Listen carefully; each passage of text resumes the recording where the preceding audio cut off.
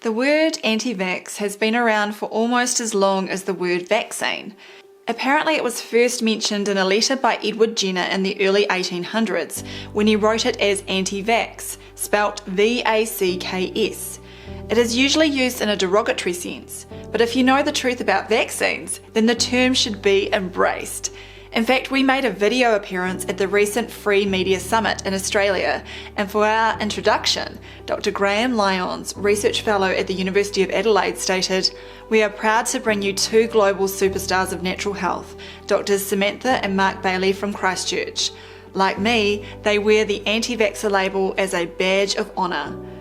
The question we have for many people is, are you sure you should be supporting vaccines? Let's take a look at some of the historical aspects of this topic and how the no virus, no pathogen group of anti-vaxxers have taken the scientific arguments upstream to the source of the entire fraud.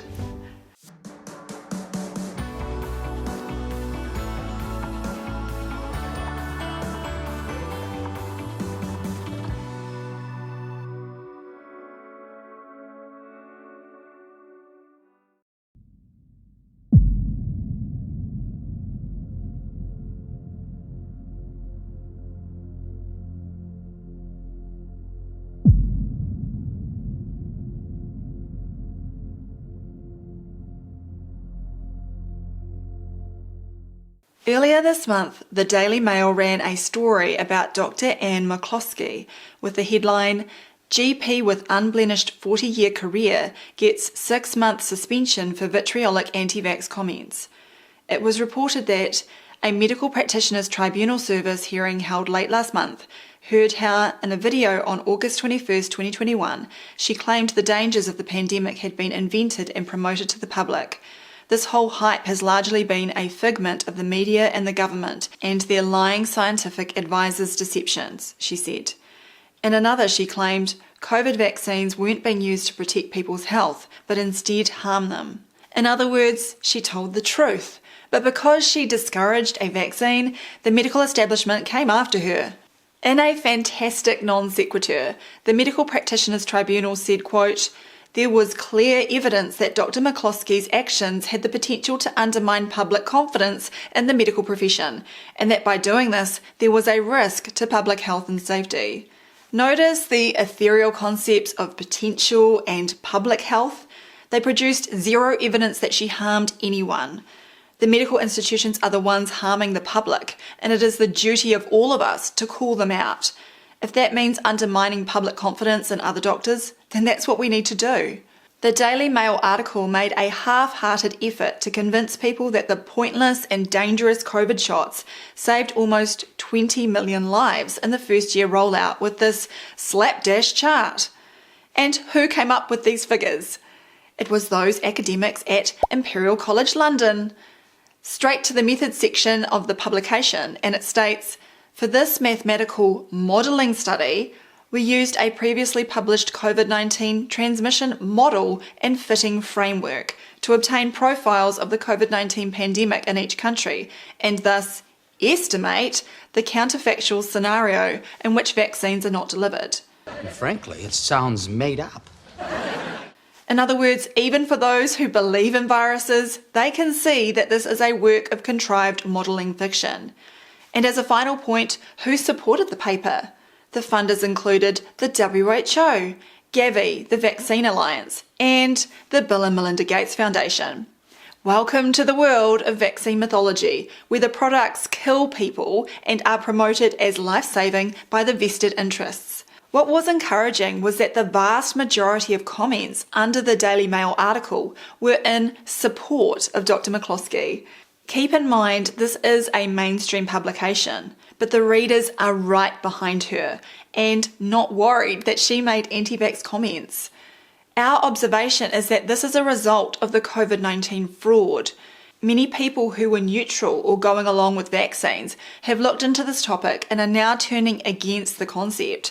Unfortunately for some, the wake-up happened when they or a loved one were injured following a COVID-19 injection. However, we are still meeting people who have been unwell and are not connecting the dots that the shots they eagerly took have harmed them. Instead, they are being gulled into believing that the fictional particle SARS-CoV-2 is now causing fictional entities such as COVID rebound or long COVID. Anything to keep them buying into a false paradigm.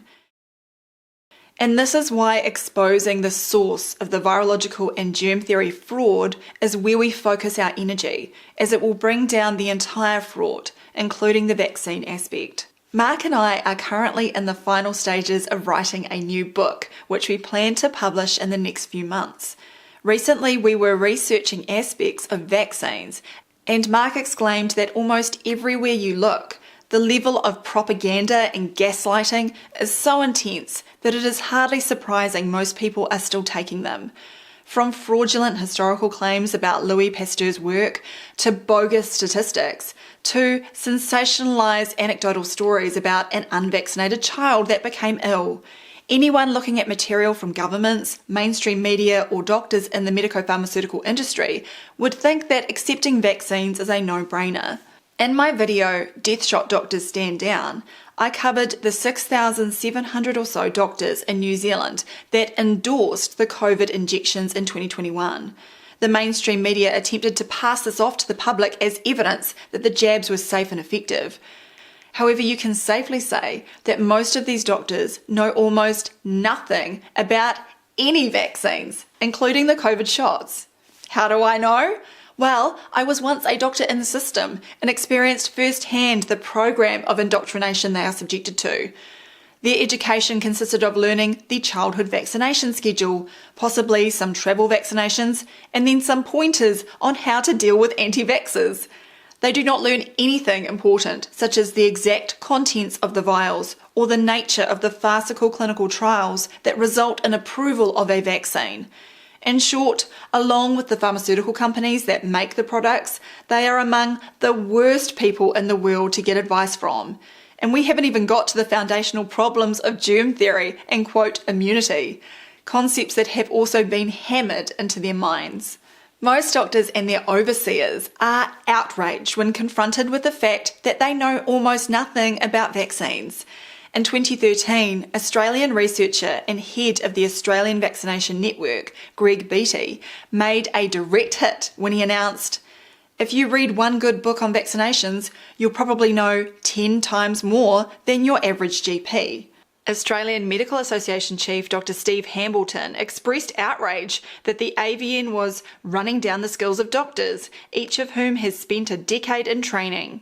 Yes, you can spend a decade in training at Hogwarts School of Witchcraft and Wizardry, but it's a sharp wake-up when you find out that it's a world of fiction.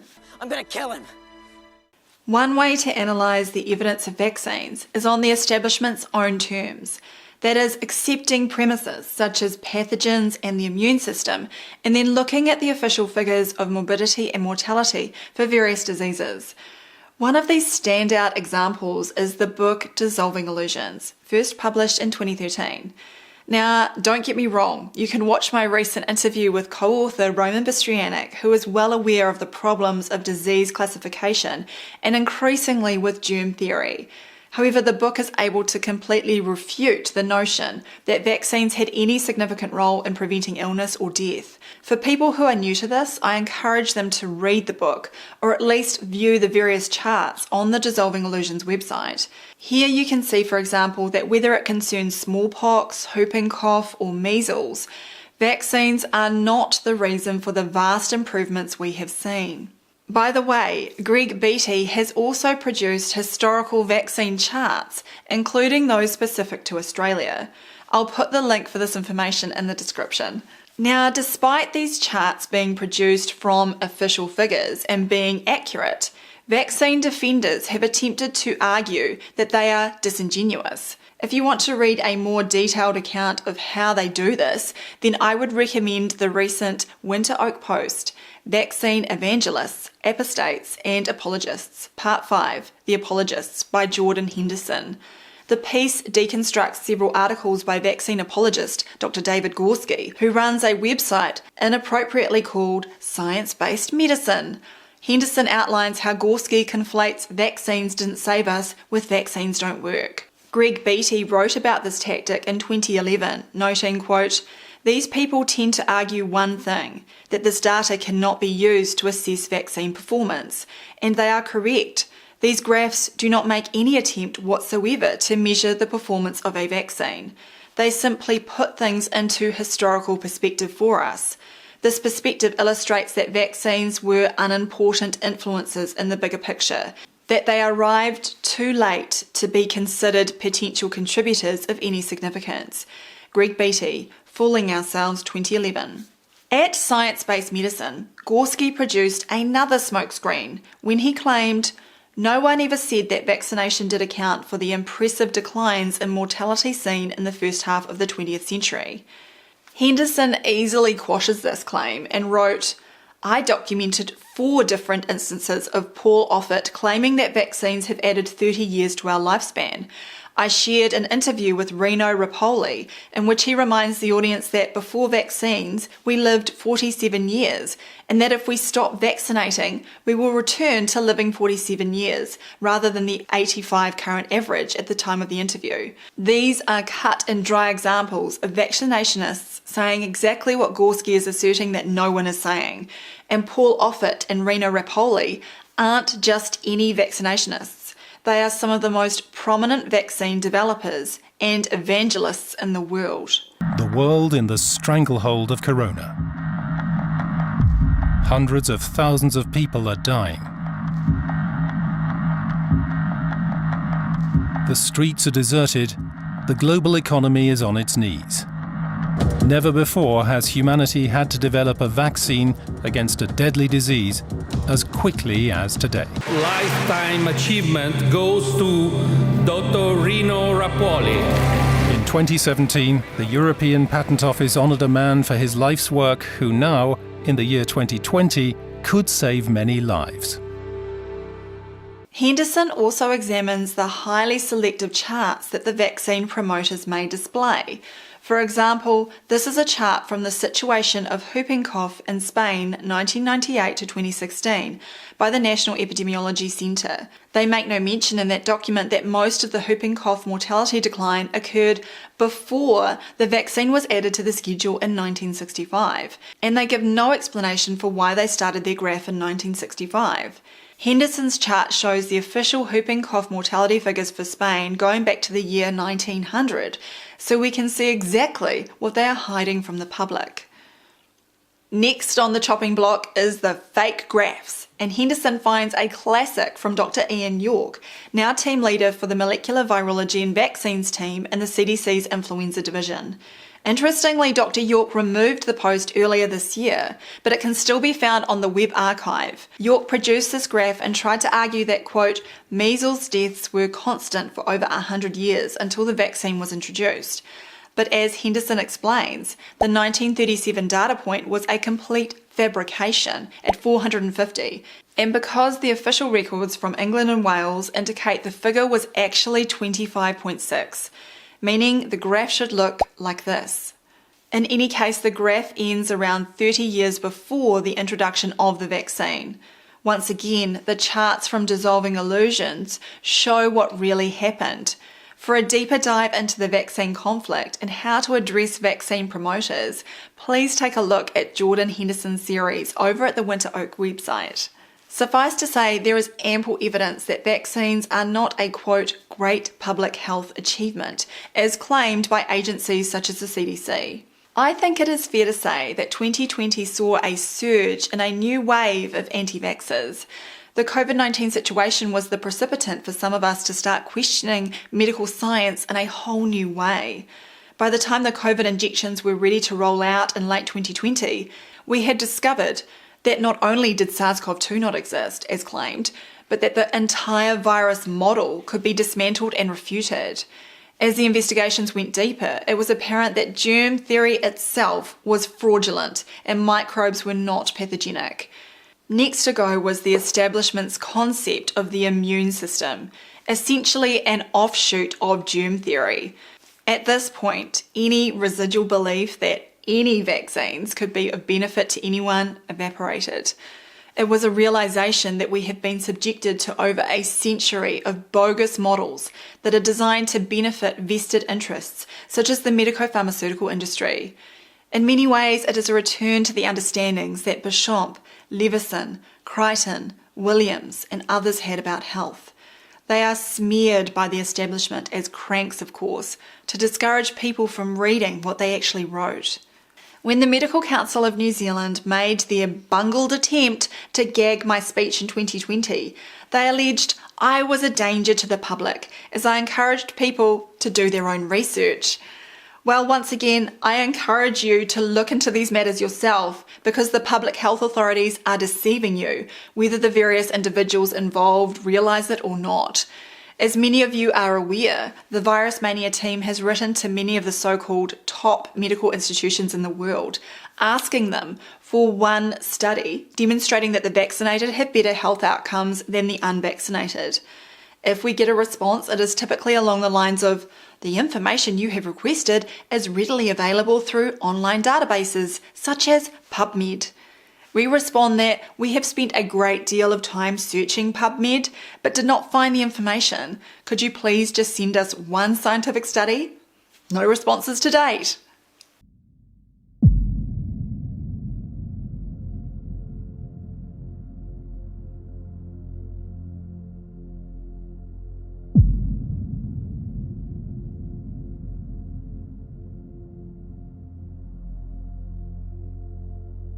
When you have the overview of the pivotal upstream problems of virus existence and the inability of bacteria to initiate disease in a healthy subject, you can see why vaccines cannot possibly enhance health.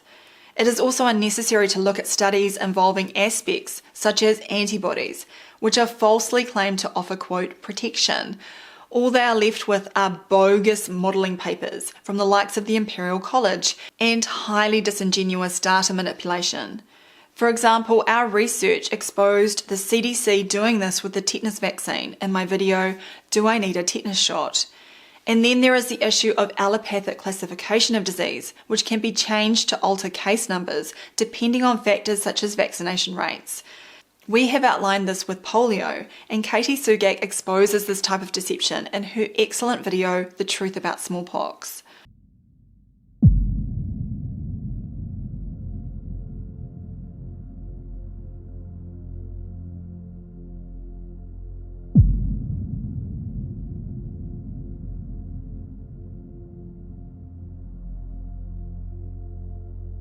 Everyone in history going against vaccines has been on the right track. Now the ranks are being bolstered by those of us dismantling every aspect of virology and germ theory. Are we anti-vaxxers?